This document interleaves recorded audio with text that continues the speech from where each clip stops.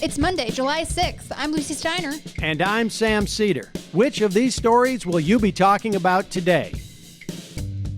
Trump leaned into nationalism and the culture wars and events across 4th of July weekend, although he appeared to flounder in front of lackluster crowds and a strange, sad party at the White House. Meanwhile, the ongoing protests in Seattle suffered yet another tragedy on Saturday when a driver plowed through protesters on a closed section of Interstate 5, killing one person and seriously injuring another.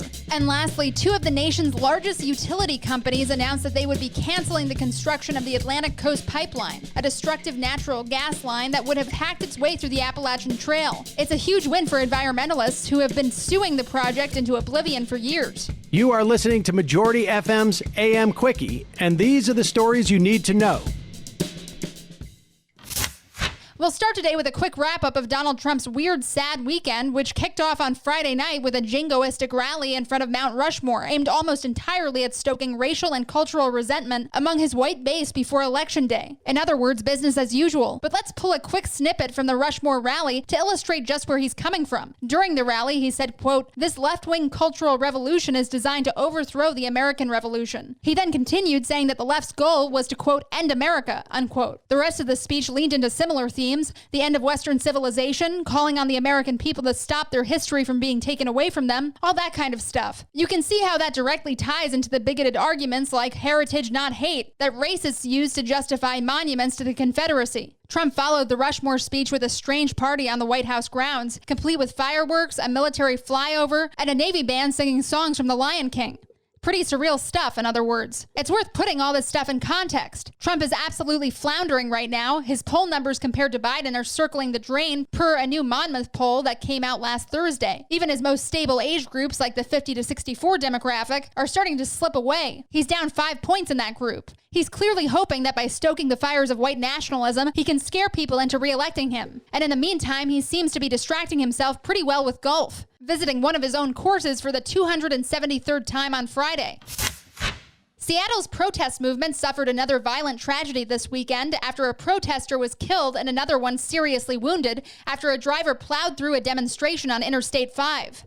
The murdered protester was identified as 24-year-old Summer Taylor. Another protester, 32-year-old Diaz Love, is in serious condition. The driver was identified as Dawit Kalete, 27. The authorities don't have any guess as to the motive at the moment, but regardless, it's another tragic loss that's part of a frightening trend of protesters being killed while participating in the broader social movement against police brutality. In Louisville, for instance, one protester at a vigil for Breonna Taylor was shot and killed in late June. Throughout the protests, multiple people have been killed by police. In the same city, cops shot a local barbecue owner while enforcing a curfew in the early nights of the protests. Seattle has also suffered more than its share as shootings plague the autonomous zone set up by protesters in the city center. Seattle police announced that they would no longer let protesters march on Interstate 5 as a response to the deaths. Conservative media, unsurprisingly, has focused almost entirely on vandalism, like burning Wendy's, and overlooked the fact that Americans are literally dying for the cause on the streets.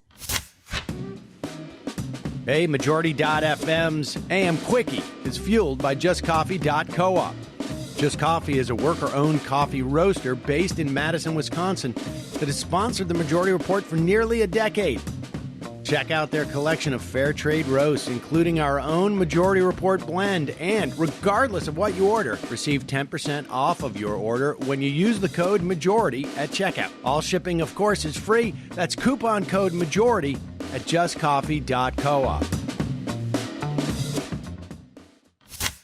To close out our main stories today, we've got a huge environmental victory to share. A few months back, we talked about the Atlantic Coast Pipeline, a major natural gas line that was poised to slash through the Appalachian Trail and numerous communities along the way. On Sunday, Duke Energy and Dominion Energy, the two power companies trying to build the pipeline, announced that they were canceling the project, saying it was taking too long and costing too much to build. These delays and price spikes are a direct result of lawsuits filed by environmental activists and dedicated protesting against the pipeline. The energy companies themselves admitted that the lawsuits had driven the pipeline's expected costs from around $4.5 billion when it was announced in 2015 to a whopping $8 billion. The environmental lawyers did not mince words. They're definitely rubbing this one in. Jillian Giannetti, a lawyer for the Natural Resources Defense Council, said, quote, "As they abandon this dirty pipe dream, Dominion and Duke should now pivot to investing more in energy efficiency, wind and solar. That's how to provide jobs and a better future for all," unquote. The victory was so crushing that Dominion Energy is getting out of the industry altogether, selling its gas transmission and storage assets to a firm linked to Berkshire Hathaway. So the rich are probably still getting richer, but today it's environmentalists that get the win.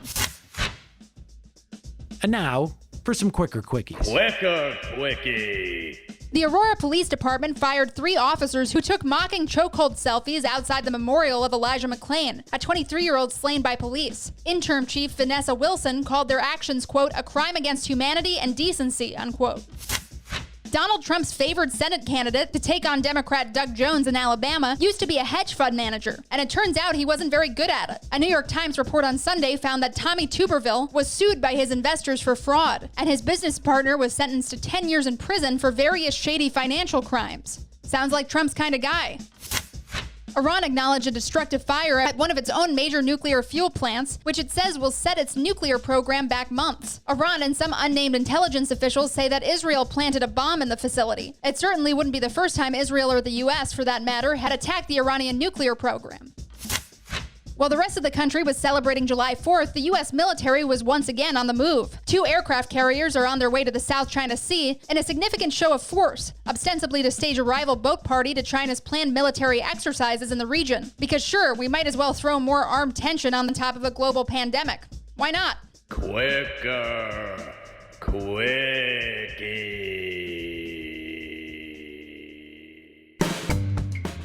That's all for the AM Quickie today. Sam's on vacation this week, but keep tuning into the Quickie as we keep you posted on what's going on in the world every morning.